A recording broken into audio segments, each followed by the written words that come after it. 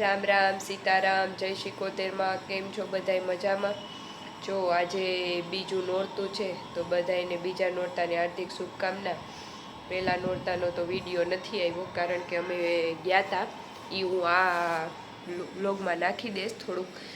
જે આપણા રાજકોટમાં મેર સમાજની ગરબી થાય છે ત્યાં નહોતા ગયા કેમ કે પહેલે દિવસે હતો એટલે કાલે નહોતા ગયા. અહીંયા બાજુમાં અમારે ભરવાડ ચોકમાં થાય છે તો વિશાખાને થોડીક વાર ત્યાં રમવાને લઈ ગયા. તેને મજા આવે રમવાની એટલે. અને હવે આજે થોડુંક અવાજમાં ફેર લાગશે કેમ કે શરદી જેવું છે. અને હવે જો અત્યારે તો લાગતું જ હશે કે માથું ધોઈને તૈયાર થઈ ગયા છે. આજે હવે મેર સમાજમાં ગરબી કરવા જવું છે. વારે વખતે પાર્ટી પ્લોટમાં રાખતા, આ વખતે આપણો જ્યાં મેર સમાજ છે ને રાજકોટમાં ત્યાં જ છે. તો વાગ્યા છે અત્યારે 6 અને હું નાહી ધોઈને તૈયાર થઈને બેઠી છું. તૈયાર તો નહીં પણ ખાલી નાહી ધોઈને બેઠી છું. અને વિશાખા હજી સૂતી છે. એને મેં હે ને હજી સૂવા દીધી છે કારણ કે મેં કીધું જેટલી સૂઈ જાય ને તો નીંદર એને થઈ જાય ને પછી રાતે વાંધો ન આવે. અને રામ ને એ લોકો તો ઓફિસે છે, એને કદાચ આવવામાં લેટ થશે કારણ કે એ એમ કહેતા હતા કે આજે ગાડી દેવાની મલક છે ને તો એ લેટ થશે. તો મારી ઈચ્છા છે કે હું એક્ટિવા લઈને વહી જાઉં. ગાડી તો નીચે પડી છે પણ ટ્રાફિકમાં રાજકોટમાં હલવામાં પછી મજા ન આવેલું તરત નીકળાઈ જાય. તો એવું છે. તૈયાર તો હું એક્ટિવા વિશાખા એક્ટિવા લઈને જાશું. જો કિરણ એ લોકો આવશે તો અમે બધા હારે જાશું, નહીં તો હું વિશાખા એક્ટિવા લઈને જવાનો અત્યારે એવો વિચાર કરું છું. અને જો આ વિશાખા માટે ડોલ ઢીંગલી મારી મમ્મી જાત્રામાં ગયા હતા ને તો ત્યાંથી લઈ આવ્યા હતા. તો આજે પાર્સલ આવ્યું છે વિસાવાડાથી તો એમાં ઢીંગલી નીકળી છે. તો અત્યારે તો અહીંયા પડી છે. વિશાખા સૂતી છે અને રામ ઓફિસે અને હું નવરી થઈ ગઈ હતી તો બેઠી હતી. તો જો હવે આ રૂમમાં હમણાં તો નવરાત્રિ છે ને તો બધું એટલું ઉઠશે ને કે વ્રત જવા દો. અહીંયાથી વાંથી વાહ.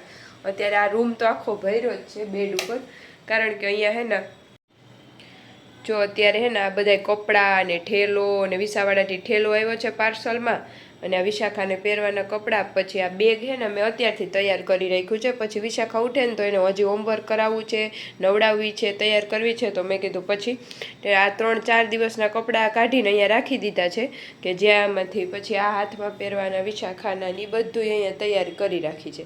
તો એ ઉઠે ને તો પછી એને અહીંયાથી લઈને હવે 3-4 દિવસના હવે આ રૂમ તો બધો શું કે હમણાં તો ભરાઈ ગયેલ જ લાગશે કપડાં અહીંયાથી વાંથી વાહ. હવે 8-9 દિવસ આની ચાલુ રહેશે. તો ચાલો હવે વિડીયોમાં આગળ કન્ટિન્યુ રહેજો. હું તમને આજે મેર સમાજ રાજકોટની મેર સમાજની નવરાત્રિ બતાવું.